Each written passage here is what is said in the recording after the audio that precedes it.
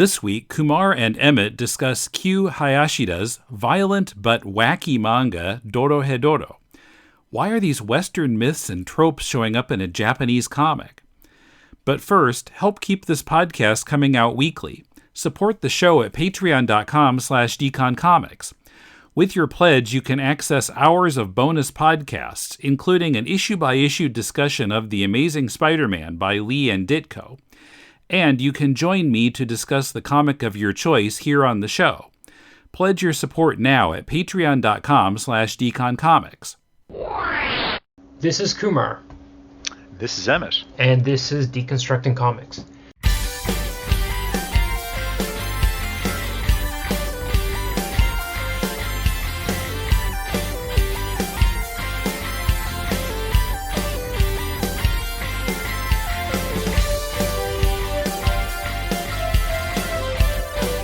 Welcome to Deconstructing Comics. This is Kumar in Melbourne.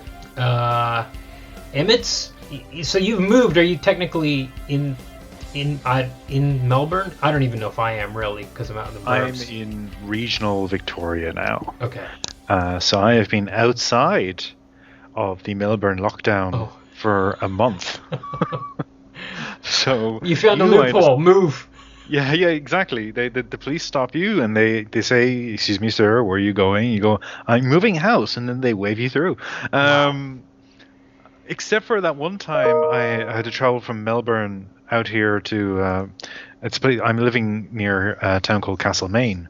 On my way out, I was following the Google device telling me where to go, and I somehow avoided the checkpoint. Wound up driving down some dark country roads in the middle of the night, some spooky abandoned houses out that way in regional Victoria. And so I don't know if Google Maps decided I just didn't need to see a cop that night and just sent me a different route. But anyway, apart from that, I had no issues at all and have been settled into country life now for a good month. Wow. Okay, well, today we're going to talk about Dorohedoro, which is probably as far from country Victoria life or any life on this earth that we can imagine. Well, let's get into it. Okay. I immediately disagree with you. Okay, it's by it's by Q Hayashida. I don't really know much about her. I think this is kind of her first big hit. She's got another series out now called Die Dark, which hasn't come out in English yet. But this first came onto my radar about 2012 or so, maybe shortly after it came out in English, but I didn't read it at that time.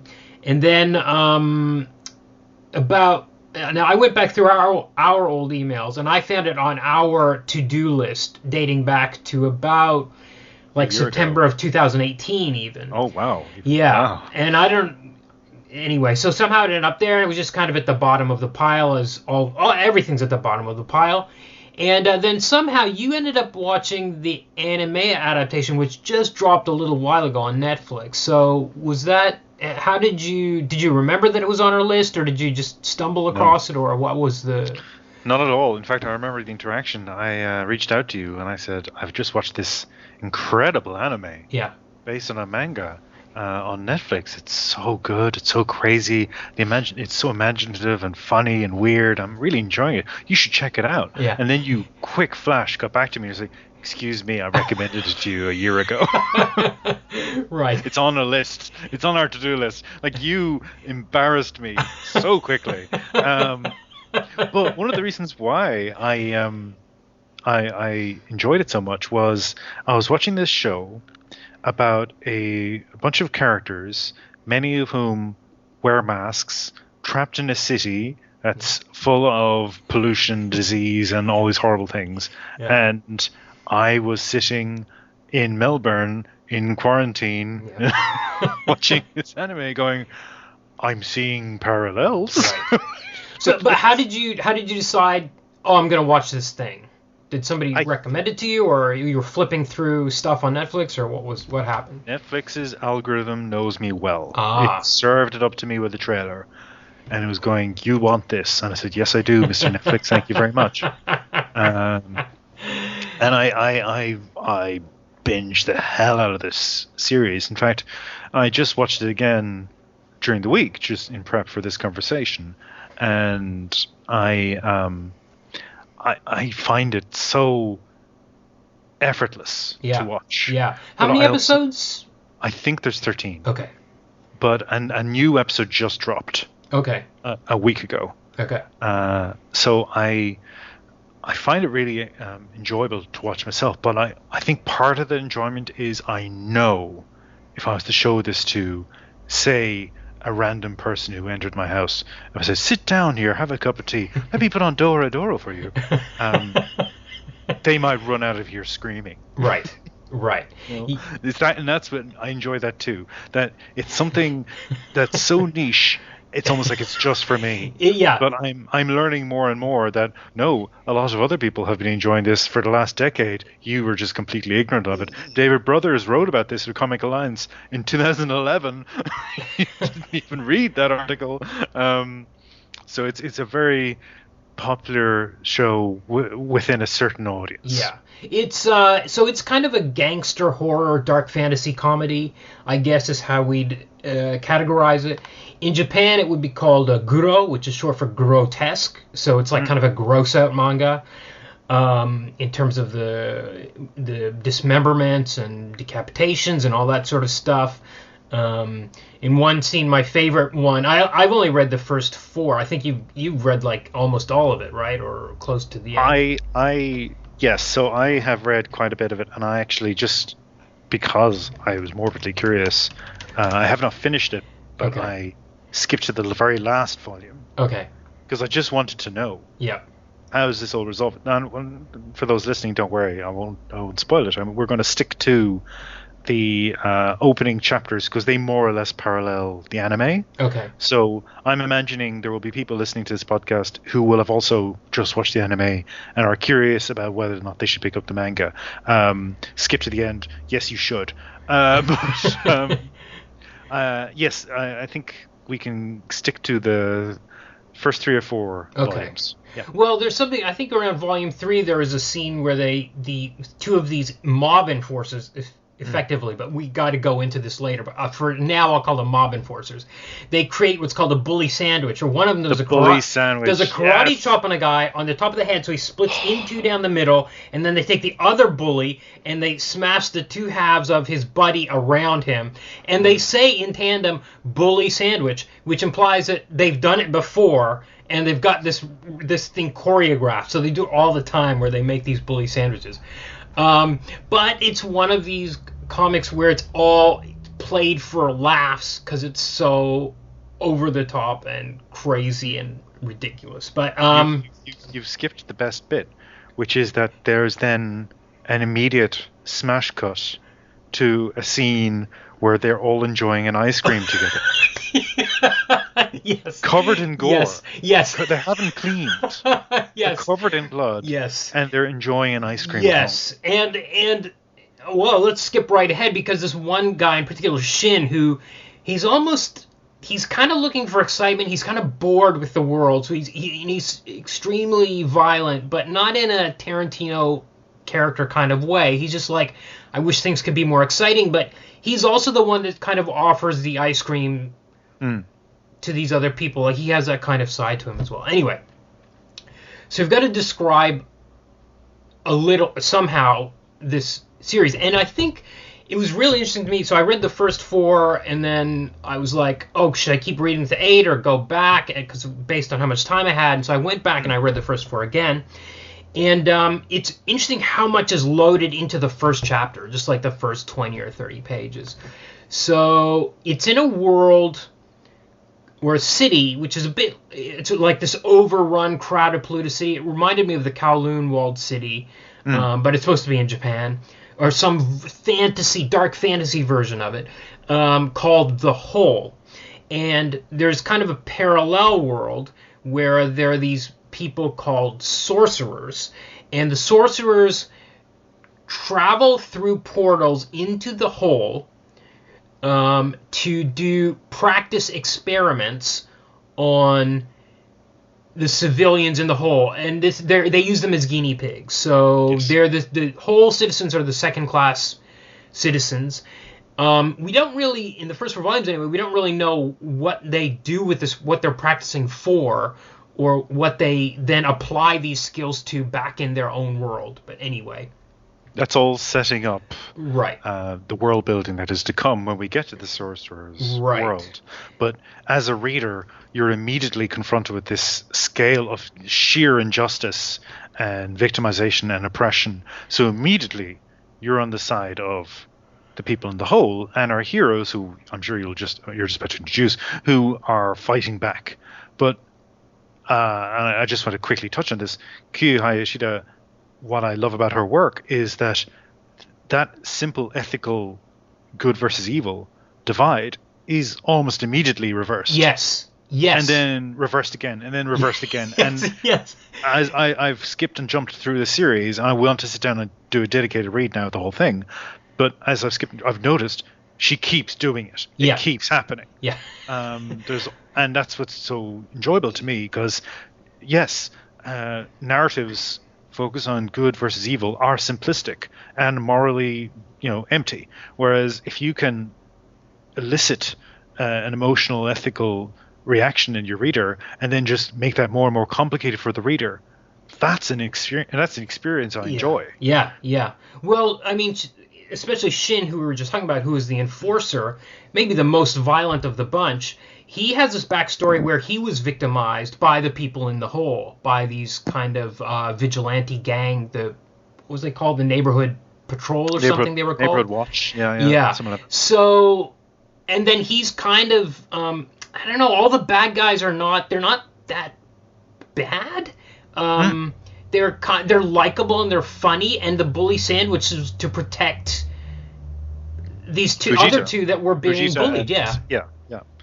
And he was being victimized by people he knew who, like him, are sort of low-ranking sorcerers, so they don't really have powers, but they are physically stronger than him. And that's again where we learn through Vishita that even in the world of sorcerers, there are ranks of the powerful and the weak, and the oppressed and the victimized, and and that goes on and on. Yeah, and okay, so we should also say that these sorcerers are not like Merlin or Gandalf types. They're gangsters. At least this group of them are, and they wear masks. Each of them has individual masks. Sometimes if you get your mask made by a supernatural creature called the devil, I guess it has more powers. That wasn't really super clear. It does. You're right. That's exactly it. Okay. It's a status symbol because you've been given it by a devil. Okay. But also it can be a focus. Okay. As well. So the magic takes the form of this kind of black smoke that pours out of their fingers. So if you cut off their fingers, which happens a lot, they're unable to cast their spells. Every one of them has different powers. You're not sure what the power of each one is. Now, what's interesting to me is that there's a lot of stuff that was like not clear to me at all, even at the end of 4 volumes, and I didn't care. It's just somehow the world is constructed in a way that it makes sense to the characters in it, even if it doesn't fully make sense to us, I think is what I'm trying to say. So they all wear these crazy masks, and they all have different powers, and somebody has turned our main character, Kaiman's head, into a lizard head. Yes. And this has happened before the series. So the first page, we got this crazy in medias res sequence where as soon as you open it to page 1, you've got this lizard, man-sized lizard with his jaws around the head of this other guy. Matsumura. Matsumura inside the mouth sees another person who comes out and speaks to him, and the person says, "You aren't the one," or something like that. And this is a thing that repeatedly happens. So what we discover is Kaiman is trying to find out he's lost his memory. He's trying to find out who turned his head into a lizard head, and he's trying to get back his old human head. And I guess that's kind of the basic premise of it.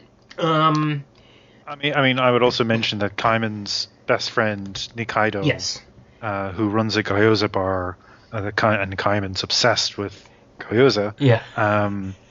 And she helps him hunt down sorcerers. Yes. She seems unusually adept at that, and I'm not being sexist in casting suspicion on her fighting prowess. There actually is a reason why. There's a specific reason why she's very good at fighting. Yes. And that all comes out later. And as you say, these things aren't simply set up for a later reveal. They're simply thrown at us. Yeah. At the reader. This stuff is thrown at it. There is a reason for everything. Everything happens to introduce something else, yes, but there's also there's no sense of, oh, A leads to B. It's like A's gone to H for some bloody reason, and now we're back at C? Yeah. Yeah. It's structurally crazy. Yeah. And in terms of setup and payoffs, it's all over the place, but there is definite intent at work here.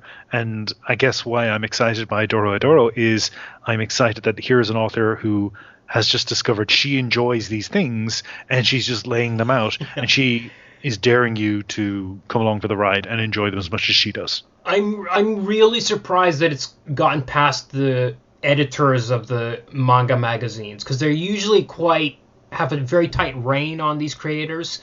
And she seems to, and even her art style, which you haven't mentioned yet, sometimes it's very scratchy, like Bill Sienkiewicz style. Like, it really reminded me of that at times. Sometimes it's very tight, and sometimes she'll draw, like, for somebody designing a staircase, she'll draw a cutaway, like a cross section of the stairwell that the person is going down, and that you'll have them at each stage of it or whatever. And sometimes there's a scene where Nikaido jumps through a window, and it's done so cinematically and with such perfect timing, as this character's coming from outside and crashes through the window, and then the angle cuts away, and it's just all really perfectly done. And she just kind of switches back and forth, and again, you're kind of at her mercy, much like with the plot. With the art, you don't know what's going to happen next. You don't know what art style she's going to hit you with, and what crazy plot development is going to happen at the same time. You just kind of have to let it wash over you. But I was there for every step of the way, for sure. And her control of the page and what is happening on the page, and I think I'm referring mostly to the action sequences, as you just touched on, is so dynamic, and she has total command over what's happening on the page. So Nikaido might be jumping to attack someone and be crossing from one panel to another panel, so your eyes being led down in such a way, but you're also excited to see this almost breaking fourth wall type violence happening on the page. And one of the things I find not disappointing, let's say, but certainly doesn't live up to the manga, is that the anime doesn't quite have that same just adventure to the action. Yeah, I watched 2 episodes, and I found the opening credits were the most visually interesting.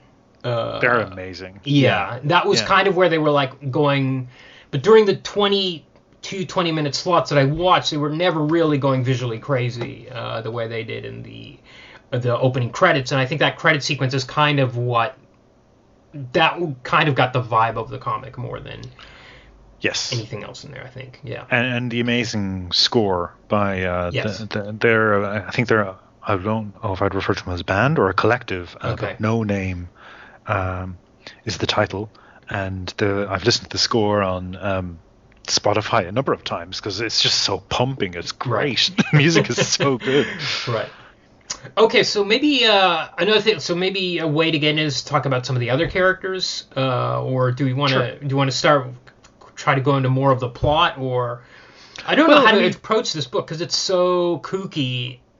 Yes, the plot serves to introduce this increasingly larger cast of characters. Okay, and one of the ways many of the characters are introduced is through violence.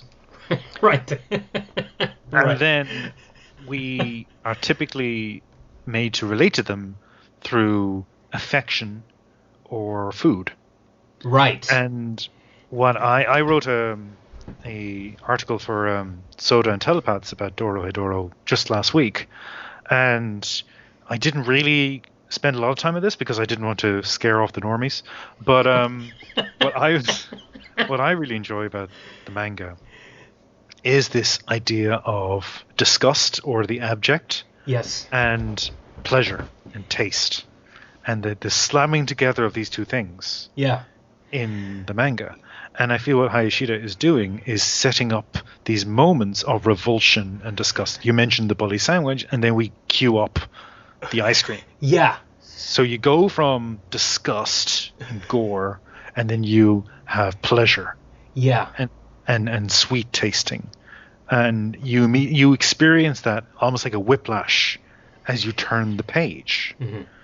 So I feel as if, for the purpose of the listeners, what you're in for, if you haven't read Dorohedoro before, is you're going to meet a number of very interesting characters, and you are going on this sort of sensory experience with them. And one of the a thinker who I keep coming back to is Julie Kristeva, and she had this theory of the abject, which is our disgust and horror at our own bodies and what our bodies do and the aging of our bodies, and particularly in relation to women's bodies, she writes a lot about that and how there's so many taboos in certainly in Western culture around women's bodies. And I feel as if Hayashida is interested in that as well, this idea of the body and what the body does. And one of the aspects of the character, is it Irisu, who is a sorcerer who Shin and Noi discover may be somehow connected to Kaiman, but she's lost her mind, and they have to try and convince her to talk. She keeps drawing attention to her stomach, to going to the bathroom, to well, she dies at one point. She also discussed the other characters, which is right to your point. And my favorite scene was they cut off this guy's head. Now Shin's power is to decapitate people but keep them alive. He can vivisect them. He can vivisect them, but they stay alive. So they cut off this guy's head and they're taking it back to their boss N, and Ebisu she was already kind of mentally childish because she'd been damaged by Kaiman, but then she becomes zombified and she becomes even more childlike. Yep. But they're keeping the head in this bag, and she says, "I want to see it," and they're like, "Okay, you can see it," and they open it up and she pukes into the bag. Yes. Which disgusts everyone, but was one of my favorite scenes. It was so funny. And then they had to basically clean the head before they presented it to their mob boss. Yeah. I got her name wrong. It's Ebisu. Ebisu, yeah. And she also at one point has her Fujita becomes kind of her partner, or her minder at least, because she's mentally deficient or whatever. And he has to dress her up. He finds this dress she ordered before she lost her memory, and he has to figure out how to assemble it because it's like a model kit. And she shows up, and one of her breasts is hanging out. And literally one of the other characters, Noi, who's the other female on the bad guys team, is like, your tit is hanging out, or like she's like in shock. Everybody's shocked by Ebis all the time. Yeah. And at one point she literally has a pratfall down the stairs and falls and cracks her skull, and Shin just kind of like walks by. It was like some really funny oddball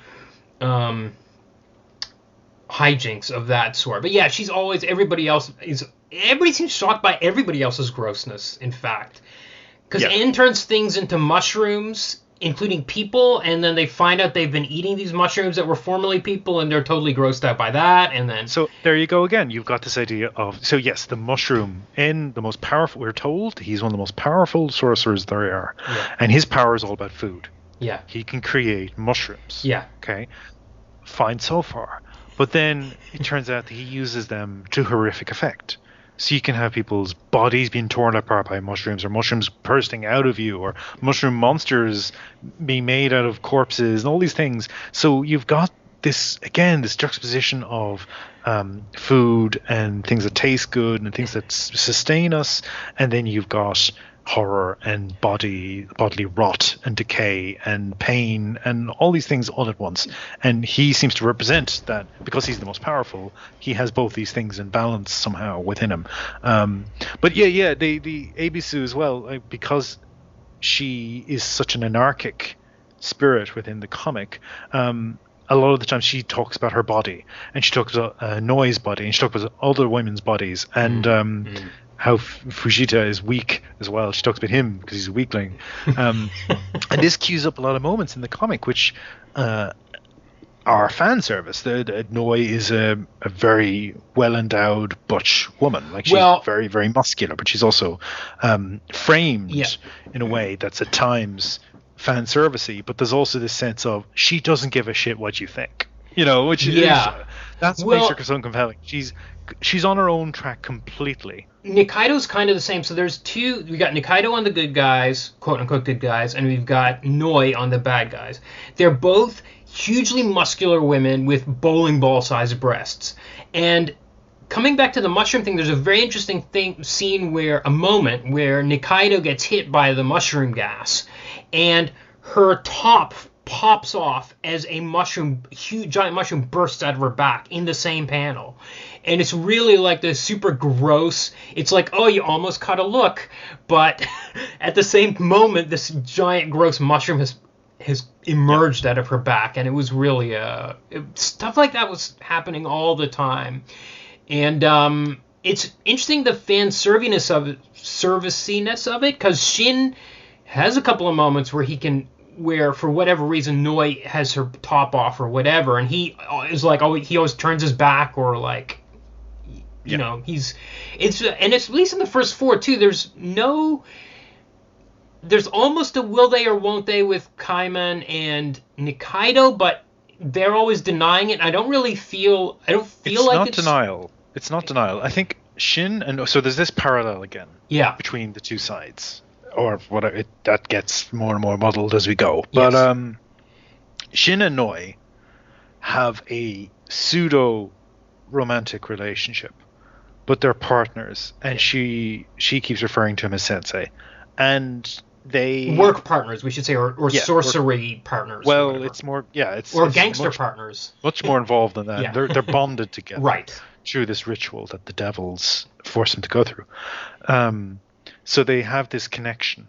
So it's not romantic love, but it is, as in sexual, but it is chaste romance. So he will always look the other way whenever she disrobes, and he's also he wears this grotesque mask, which is an exposed heart, which sort of hints at his character, that he feels all this pain for what's happened to him, but he affects the appearance of cool apathy, like you said before.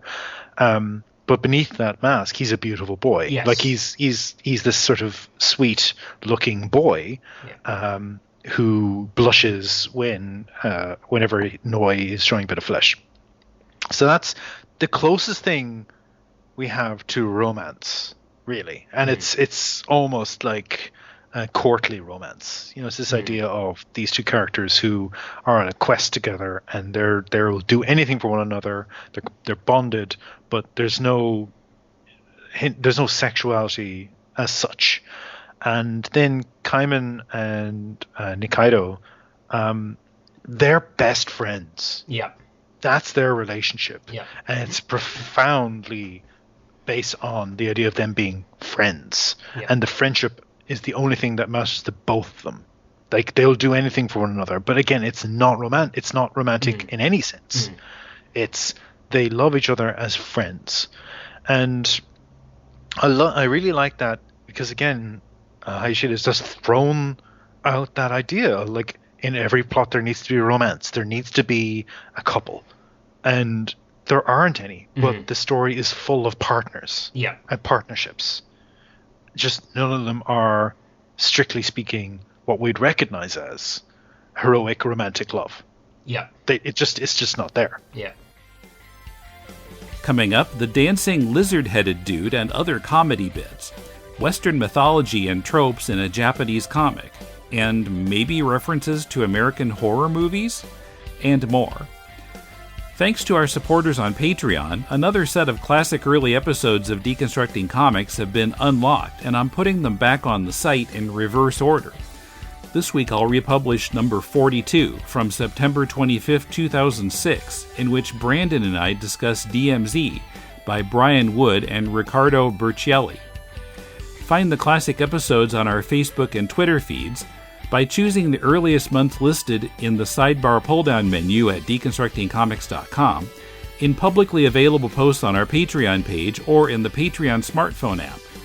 Classic episodes have been unlocked back to number 31, so only 11 more classic episodes will be re-released unless we meet our next Patreon goal, unlocking 15 more classic episodes and putting our Fullmetal Alchemist podcast, The Law of Equivalent Exchange, in its own feed and on a more frequent release schedule.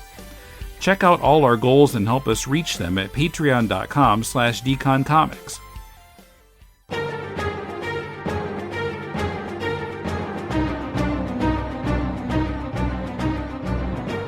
Welcome to the Superman Fan Podcast. My name is Billy Hogan, and I will be your host.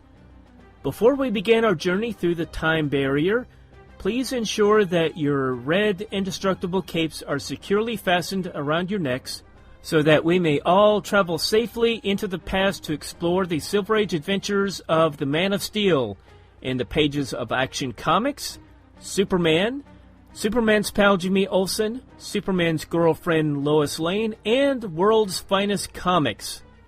After we return from our journey, I encourage you to go to the website, thesupermanfanpodcast.blogspot.com. I look forward to have you join me each week to explore the Silver Age adventures of the Man of Steel.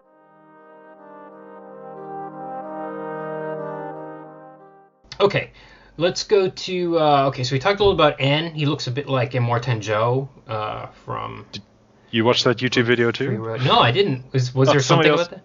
Somebody made a big deal out of that. Oh, yeah, I didn't even think about that. Well, we could have said that this relationship influenced Pacific Rim as well, because there was no romance in that.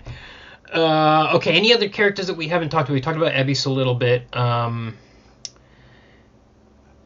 think that's kind of the main... Fujita. So Fujita was one of the first guys that we meet. He's a sorcerer. He's a low-level sorcerer. Yes. His partner Matsumura dies on page 5, basically, killed by Kaiman.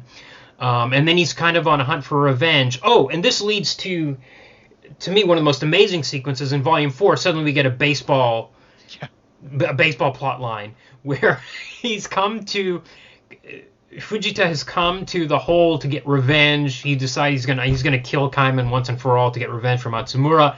They end up in this baseball game somehow. And then it turns out Matsumura shows up at the game as he's been Frankenstein together by the doctors in the hole.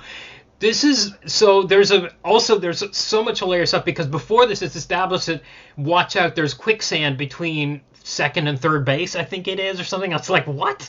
So anyway, Frankenstein of course comes out and he's playing and he just walks between bases and he just sinks completely completely under the quicksand. And this hilarious, the way it's drawn is so perfect, because he just goes down from panel to panel until he's completely submerged.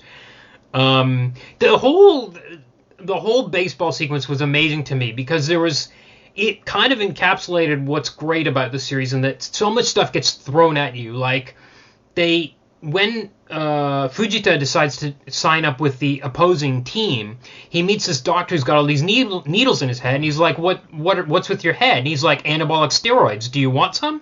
Like, he's pumping them into his brain all the time or something. Meanwhile, there was this man-sized cockroach that wears sneakers that they fought in Johnson. Yeah. You can only say shocking. From a previous chapter, and they've resurrected him as well, and he only says shocking, and he's operated by remote control. I mean, the amount of stuff that's going on, and it was just hilarious. And then there's all these little side gags in there, like when Fujita talks about Matsumura, Ebisa mishears him as saying Matsubra, and then she has this little thought balloon of like a woman in lingerie, and she's wearing this T-shirt that says "I love Hole." I heart Hole. Every moment of it was just mental. Yeah, and we maybe could mention another character who features in this game, which is Kasukabe, who's this scientist / doctor. He's also nicknamed Hayes, and he looks like a young man, but he's actually in his 60s, and he just had the benefit of encountering a sorcerer who experimented on him and made him into a young man again. A very fortunate magical practice victim. So there's something quite interesting about Kasukabe, and I want to relate it to the baseball game, in that he seems so affable and so nice. Yeah. And he genuinely is a lot of the time. He is a source of a lot of goodness. But he also has this fanatical interest in the sorcerers and in their bodies. And that's why he's volunteering his time working at this ward, which is a magical victims ward. That's where Kaiman has a job. That's where Kasukabe and Johnson and the other doctor all work together, trying to help the victims of the sorcerers recover and maybe become human again, because mostly they've been turned into half animal, half human hybrids. And you are conscious when you're watching the game that these guys experience absolute daily horror. Like, they go through some horrific stuff. Yeah. But Katsukabe treats it all like it's just perfectly normal. Like, he's always got a smile on his face. He's always pleasant to everyone. He's not breaking down crying at the end of his shift or anything. He seems driven by relentless curiosity. And the opposing team of medical doctors who are extremely old. And you have to ask, why are they so old and still working as doctors? Well, they live in the hole. You are stuck in this place where it's just suffering and crime and maybe being turned into an octopus person by a sorcerer. Those are your choices. And maybe being stuck in the maybe they're staying in the hospital. Maybe that's where they live. Maybe that's how they stay safe. That's actually true, because there's a moment where there's a certain time in which there are no other people staying at the hospital, so they couldn't get any cafeteria food, and only those 3 were there or something like that. Yes, so the hospital was abandoned except for a couple of them. Yeah. So that's in the magical victims ward. But I was talking about the opposing baseball team. Oh, right. Of course, yes. And I maybe that comes up in a chapter that I've missed. But my impression was similar to how you've got these sort of strata in the sorcerer's world, indicated by the quality of the mask they wear. Maybe your job in Hole is like the only lifeline you have, and maybe if you're a doctor, you stay in the hospital, you don't leave. Right. You could be killed, and they'll let you live because you could maybe patch up victims of violence or potentially of magical experimentation. So you've got this lovely baseball game, and it's like a break in the day for these people who go through. How much crap do they go through? And they've got this little experience. Now contrast that with Living Dead Day. Yeah. Which is a day when the dead come back to life and attack anyone and everything in the hole. And the people who live in the hole have turned it into a game. Yeah. They have to fight to survive. Yeah. And they win points. prizes based on how many zombies they kill. Yeah. Well, that was interesting too, because I don't know how much thought she put into it, but I actually was like, wait a second. So they know that once a year on a certain date, the pollution, the sorceric pollution, causes the dead to rise. People who have been experimented on by the sorcerers come back from the dead. I'm like, wait a second. If they know this, why don't they deal with the bodies before they bury them? And I feel like, as I thought about it, there's all these monks around. I was like, wait a second. They must bury them like out of respect for the dead, even though they know they're going to come back. And I kind of made up this story about it in my head, which is what I did about a lot of the stuff, which I couldn't quite put together or whatever. And I feel like it was, speaking of Fury Road, that's the reaction I had to that movie. Like, what did that piece of equipment come from? And my mind kind of filled in all this, or didn't even fill it in, but realized that there must be some sort of huge backstory. And I don't think it was a plot hole that they were burying these bodies that they knew were going to come back. I feel like it was legitimately, there's some culture there of some sort embedded. Well, maybe it's a metaphor for capitalism. There's this thing that's going to kill you, but you keep doing it because maybe you'll win something at the end. Yes. But it'll probably kill you. Yeah. Yeah, that could be true too. But it was wild because I wasn't really expecting a zombie thing to happen in the series, and then suddenly it was there, and then they were collecting points Yes. from them, and then Ebisu gets bitten by a zombie, and this whole hilarious sequence happens around that as well. So yeah, I mean, we haven't really touched on Noi's magical ability, but Oh, I right, think yeah. that's important because she can heal any injury. So she and Shin work really well together because he keeps throwing himself into violence, Yeah. and he won't use his powers if he doesn't have to. He actually will fight with a hammer, Yeah. but typically he gets stabbed and torn apart or burned or all sorts of things, and she will then heal him. But she can also use her smoke to heal herself, as if she's injured at all. Like she bounces right back. And so when Ebisu's been turned into a zombie, part of the humor is that Fujita is stuck with Ebisu and she's trying to eat him. But the other two don't care because they're like, we'll fix him. It's fine. Like, life and death are so meaningless to them now. Yeah. They're just going, yeah. We'll turn. Just wait. Yeah. We're heading back now. We'll take care of it in a moment. Yeah. Oh, the other thing I love about Noi is that she is En's cousin. So she actually is complaining about it. And so he's this kind of mob boss, and you expect him to be the one that everybody's kind of groveling at, and a lot of them do. But for Noi, she's just like, you're an idiot, and I hate you, you're so lame about all this stuff. She's actually free to badmouth him because she's related to him. So she has that kind of angle to her as well. She's fascinating. I actually think she's my favorite character of the whole bunch because she's just so Yeah. awful. But she does. There is a moment after Volume 4. I think it's 6. I'm not sure, but there is a moment where she's very sincere with Shin, where she's just going, "No, I genuinely hate him. I'm not being funny right now. I really do hate him." Right. So she's got an interesting depth too, because she'll just she behaves in this way because she can recover from any injury, and life and death have really lost all meaning to her. And that she's almost Deadpool-esque in that respect. Right. She just bounces off things, just comes back stronger, and but you could then write her off as a Deadpool character. But there's a sort of tragic story behind her and how her and Shin met, and then we learn more about her childhood and her relationship to En, and you do get this sense of, no, she's very angry. Yeah. She's extremely angry about. But she really seems to respect and admire Shin. Yes. As well. And it's one of those things that is, again, makes you feel like the bad guys aren't that bad. And whenever she always has this cheery smile on her face whenever her mask, and her mask is really scary. It's a bit like a lot of these masks are scary. Like Shin's looks like a heart, like a human heart, but is like the side of his head.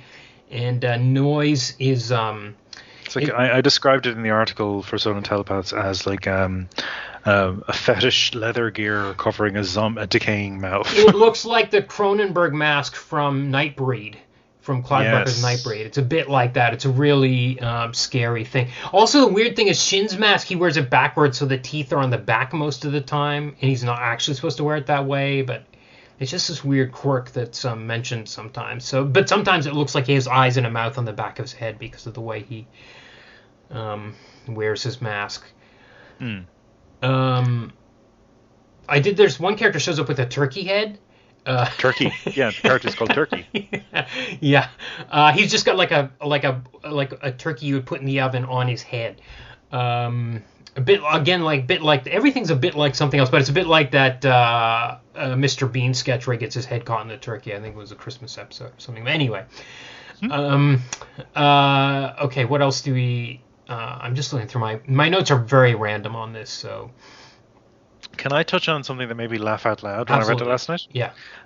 So you mentioned in passing that the smoke, which is their magic, and as you say, it's a pollutant. It actually has polluted the whole. The sorcerers are not just victimizing the people directly, they're also victimizing through polluting their air, their water, and as you mentioned, indirectly causing zombies. So the smoke comes out of their fingers or mouths, and it's actually identified as something in their blood. It's this black substance in their blood. And we're told that the sorcerers aren't human. Not really. They look human, but they're not human. Like Kazukabe mentions that their bodies are different. And they've got a tumor in their head shaped like a devil, and that's the source of their magical power as well. That's a whole thing that just gets dropped on the reader at one point, and you're just going, okay, fine.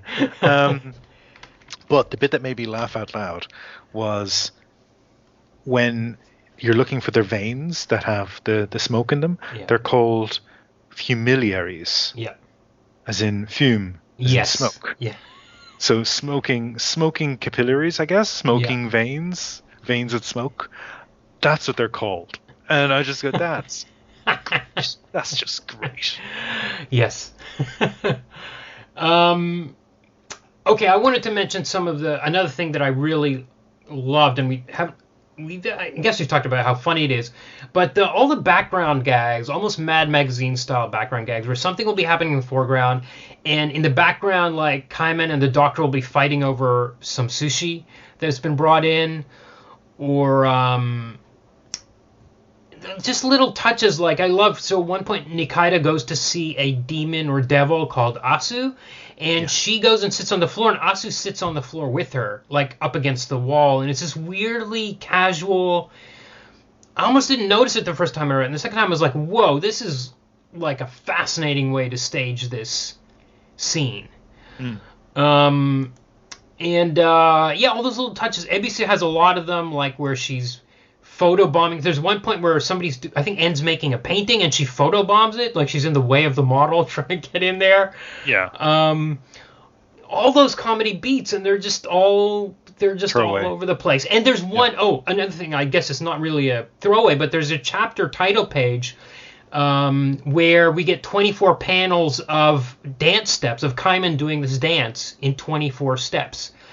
And I think it's in volume 2. It's really early on, but it's a delight to see this lizard head dude just doing this kind of Macarena or something for 24 panels, just for no reason except for the joy of it. It's not like part of the story; it's just the chapter title page. But it was just, and whenever he wakes up from a nightmare, the pillow is stuck to his head because he has these spikes coming out the back of his head.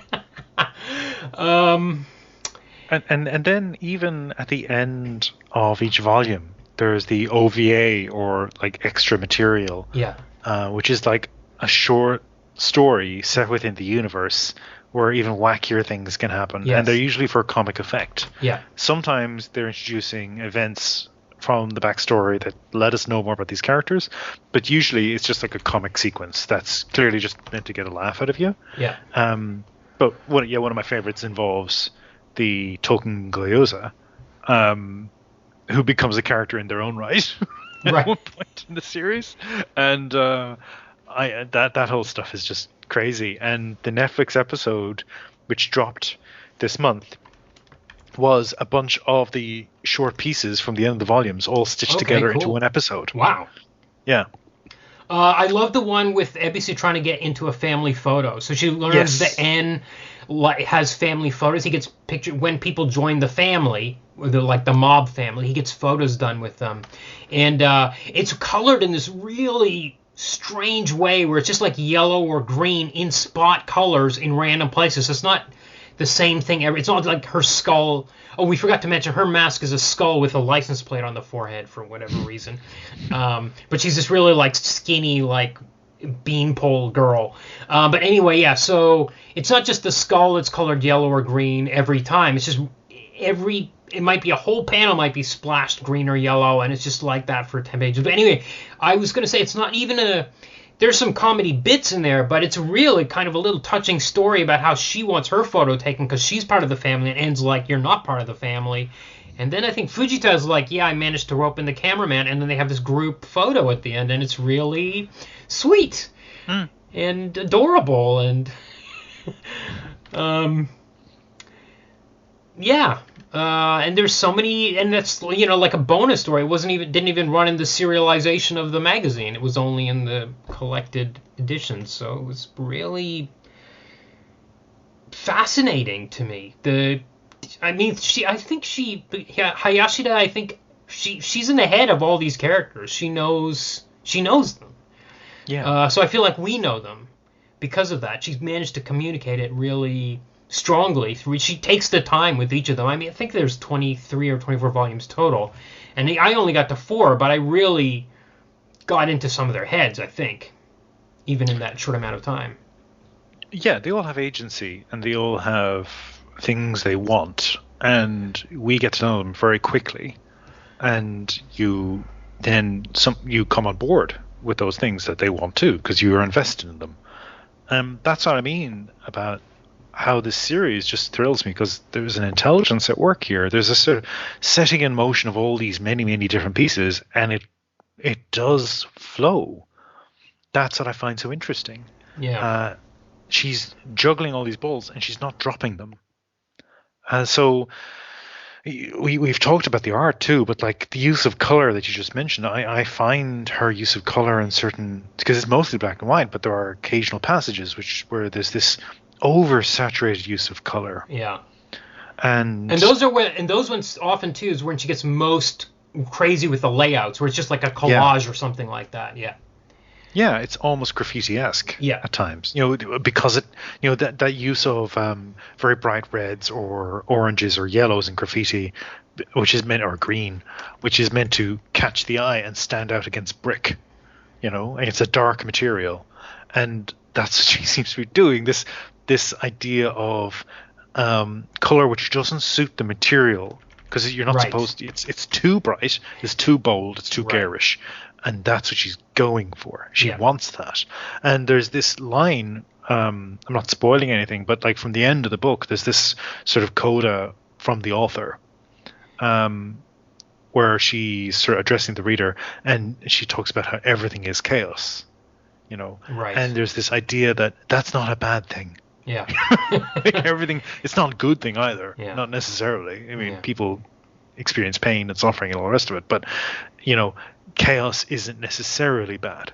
Yeah. And that seems to be sort of brought in, not just in the plot, not just in the characters and their crazy characterizations and motivations and all the rest of it, but also the art and how the art works, and how the art isn't necessarily restrained at any time, really. It seems to be directed, it's driven, it's leading the reader towards an experience, but it's not toned down at all. Yeah, I think that's all deliberate. Yeah, you've hit it. I think that's exactly it. I think you take delight in the chaos right from that first panel. Yes. You're like, okay, I have to accept this, and it's not even. It's just joy. The madness of it, I think. Yeah. That whole chapter with the hell toilet. Oh my God. They show up at this restaurant, and the waiter's upset. The first thing he says is, "Are you here for the toilet? Are you here for the hell toilet?" or whatever it was called. They're like, "What are you talking about?" And he just won't shut up about it. And finally he goes, and it's this crazy toilet that's connected to hell, and then it shoots out flames, and it was everything. You never know what you're gonna get hit with, and it's just what's the super fun thing. And I think even by volume 4, I was kind of like not ready for the next chapter, if you know what I mean, but in a good way. Like, what's it going to be next time? Are we actually going to get some answers? Like, for example, like Kaiman's head gets stolen. This is a whole other thing. He loses one head and grows another, but the head gets stolen. That's not answered. That happened in volume 2. Number 4, we still don't know where that head is. But it's kind of like, it's such a breakneck pace that it almost doesn't matter, I guess. I loved when they go to the world of the sorcerers. It's like a big deal. Like, okay, now we're going to cross the other way instead of this way. And we haven't really seen much of, we've seen like restaurants and stuff, but they go there and it's almost like ancient Hindu temples and stuff. And it was a fascinating visual that you get hit with when you turn the page and you get this 2-page spread of these Hindu temples or Buddhist temples or something like that. It was really... Yeah, you go from this sort of grotty urban landscaped, cramped alleyways and grotty kitchens, like Nikaido's kitchen is disgusting. You turn the page, as you say, and you've got this finely rendered I thought of Carthage. Yeah. These ancient buildings, and I think that's the first hint that there's a huge world building piece that's yet to be dropped as to who the sorcerers are, what they are, and how far back this goes. Right. but this idea that this is an ancient civilization, and what struck me there is she's showing you as an artist, I can do this. This is not just yeah. copybook urban fantasy scrolls. I can actually drop the fine art. Yeah, or at least she can drop the layouts for her assistants to. Well, she apparently doesn't use assistants. Oh, really? Okay, interesting. Apparently she That's doesn't. crazy. That's double craziness. Maybe I misread that, but that was my impression, that she doesn't use assistants. I was just going to say, though, because of the magical system, the idea of smoke, even in such a pristine landscape, you still have the sense of there being dirt on the page. Right. Because there's dirt in the world. Yeah. There's this, constant effluvium of power everywhere. So I'm looking at the afterword from Hayashida, and she talks about her managing editor Yasuki Hori and his sort of mentoring of her, I guess. And she's talking about her process in terms of it's been 18 years. She's been writing this series all this time, but largely left to her own devices. She talks about burnout. She talks about her struggle to get this over the line, but that she wanted to spend the right amount of time on the characters, so she just kept going until she got the ending she wanted to get. So she talks about her editor, and she talks about editorial staff, but there's no mention of assistants. Okay. And she talks here about to the editors who took over later, to Sakane-san, who made the books look so cool. So I wonder if that's a production in terms of cover. Yeah, maybe? Could be. Yeah. To Kyoto Printing Co., whom I drove crazy by delivering art at the last minute. So it does, and this is what I was getting at when I talked to you earlier on about her control of the page. I think it was her. Yeah, you could be right. Yeah. These days it is quite normal to thank the assistants at the end of volumes, I've noticed. Whereas in the old days it was kind of hidden, but now they're pretty open about it. Because I think she was an assistant. Well, that's usually how manga artists come up. Yeah. Yeah. So she's come through that system, and that's why I would have expected her. Right. To have addressed it in the afterword. Right. Okay.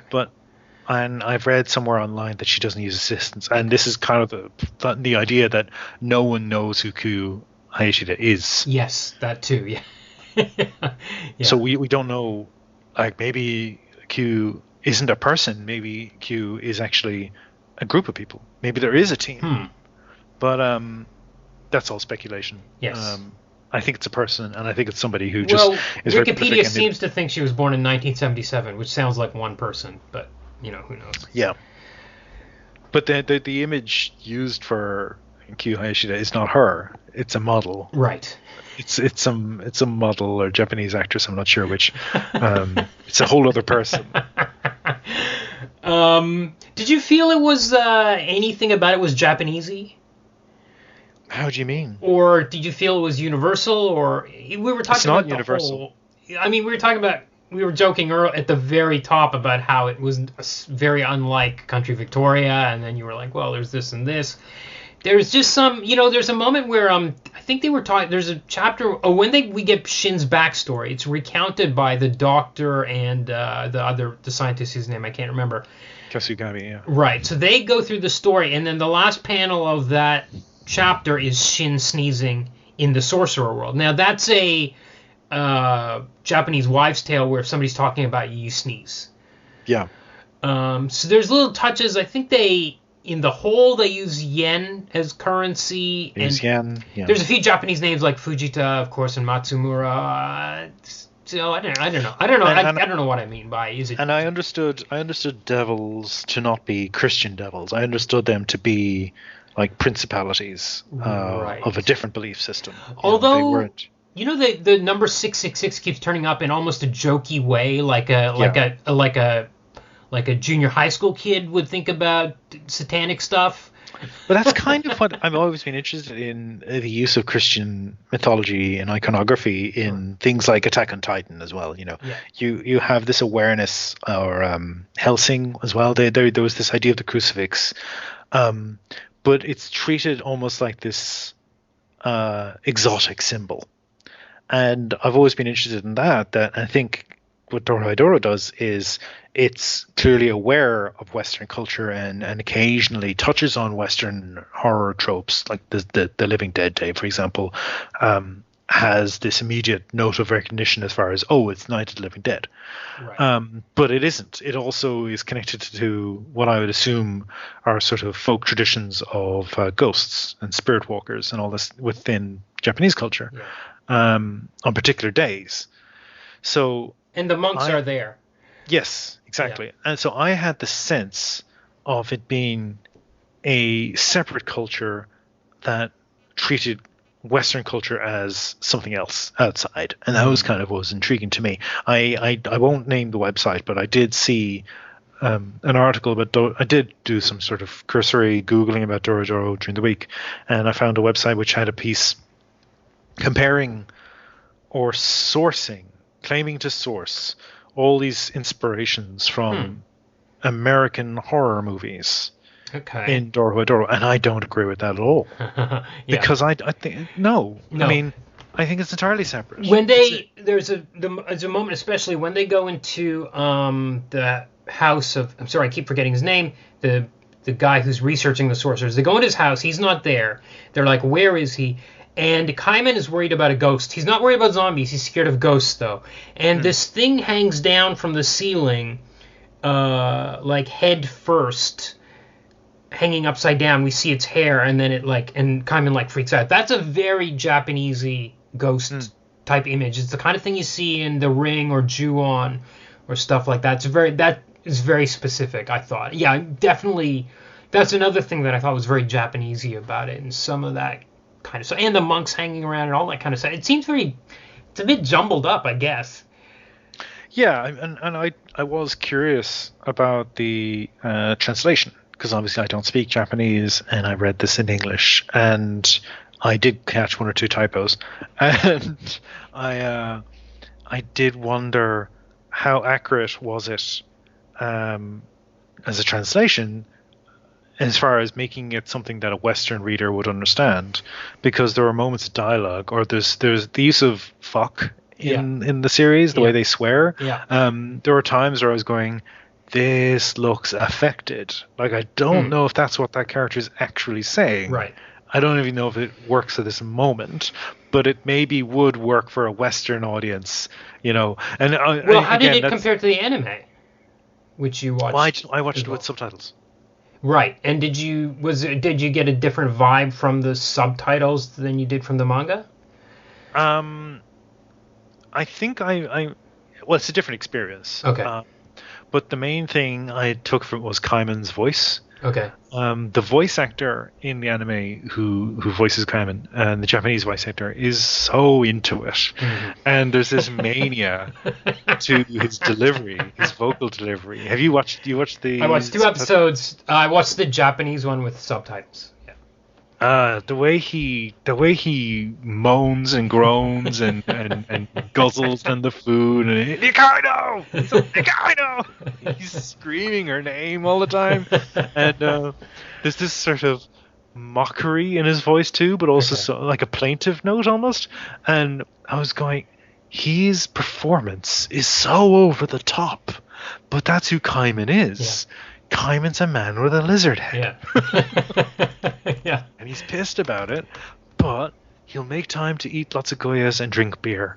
So he's a bit like goofy in a way. Yeah. And so it was a different experience, and I wondered if that was that kind of acting, which I'm not familiar with from Hollywood actors, that kind of performance, that struck me as something the Japanese actor could lean into more than, say, a male American English Australian actor would necessarily.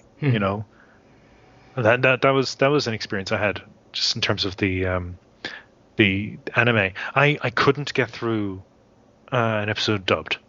Right. I tried. Right. Just couldn't do it. Yeah. One of the reasons was Kaiman felt wrong to me. Okay. I couldn't, you know. And Ebisu as well, the actress voicing her in the anime, I love her sort of, again, completely manic, wheedling voice when she's bugging Vegeta and just saying, nobody loves you, you're pathetic, everyone hates you. Any final thoughts that we want to get into? I want to add that there's a moment at the end of Volume 4. There's a guy shows up for one chapter named Chota. He's a sorcerer that lives in En's house on the top floor. I don't remember why En goes to see him, but he's really obsessed with En and really wants to get into his good graces. And he only wants to be a buddy. He wants to be En's buddy. And he's only in there for one chapter, but he's got a tattoo that says "I love En," like "I heart mom," kind of on his. And I thought it was just 1 second, and it was just so perfect. Like, we know who this guy is in an instant. And what else? There's literal spit takes in this comic, so that always, for me, that's always a thumbs up, automatic recommendation. Yeah, it's funny, man. I mean, like, as much as the smorgasbord of like extreme stuff just tantalized me and it made me laugh, and I enjoyed it so much. The initial appearance of Chota, both in the anime and in the manga, pissed me off because it felt like mockery. It felt like a parody of a gay man. Oh, really? An effeminate gay man. And what makes him interesting as a character is then we learn he's actually very, very powerful, and En needs to keep him around, even though En's attitude towards him seems to be no homo. Like, there's this idea of, some people keep asking him, oh, this is your partner, and he goes, no, he's not. Like, disgust, which is a major trope of like American media in particular, particularly in films, 80s and 90s, this idea of the thought of being mistaken for being gay is the worst possible thing that a man can experience, I keep thinking of Teen Wolf. Teen Wolf has a scene where Michael J. Fox is trying to tell his best friend, whose name is Styles, so he really has no position to be, making fun of anybody for any sort of sexual difference, but Styles anyway. He's trying to tell Styles that he's a werewolf, and he's having a hard time telling him, and he's stopping and starting and all the rest of it. And it says, "Oh, are you going to tell me you're?" And he uses the F word, and he says, "If you're the F word, if you are that, I'll be really upset. I just can't handle that." That's what he says. Yep. And that's very, very common. Sure. Very, very common.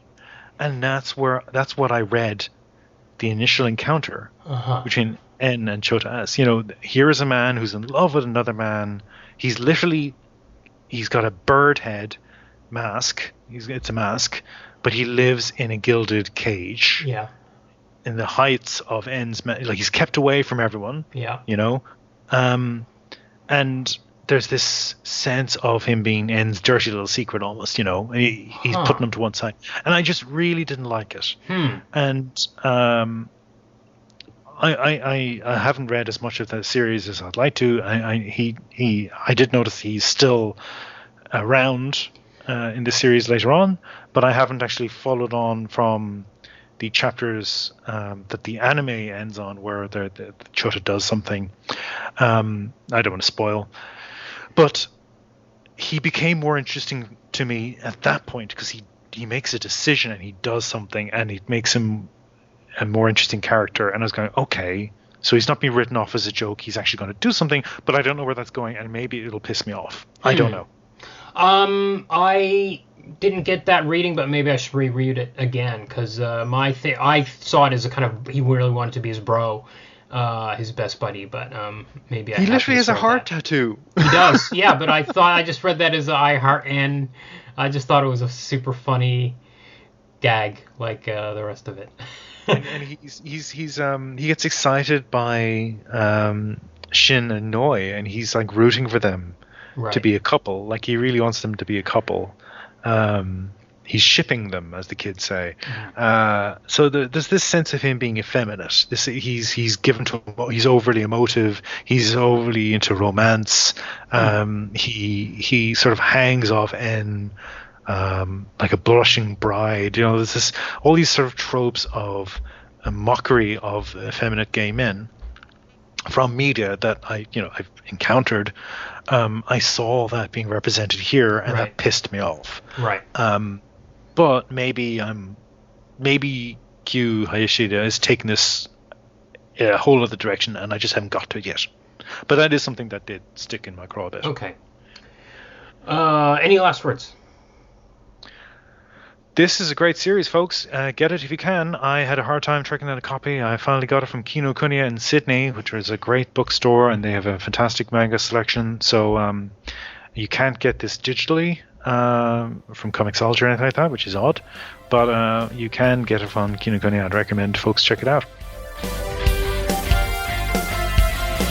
Dorohedoro is published in English by Viz Media. Want to support this podcast? You can help us out by joining us on Patreon at patreon.com/deconcomics. And go to deconstructingcomics.com to connect to us on Twitter, Facebook, or YouTube, to shop on Amazon to support the show, and to find links to subscribe to the podcast. Our theme is by J.B. Anderton. If you're looking for some constructive feedback on your comic, send it to us and we'll critique it on our spin-off podcast, Critiquing Comics. Send it to mail@deconstructingcomics.com. We'll read at least 30 pages of it and critique it on the show. Next week, we review 2 different books, both of which have water-related titles. Gabe Canada joins me to discuss The Last Tide by Pirate Abba Shane Sandulak and Matthias Ganetti. And then Emmet and I review Breakwater by Katrina Chapman. Till then, this is Tim, and thanks for listening to Deconstructing Comics.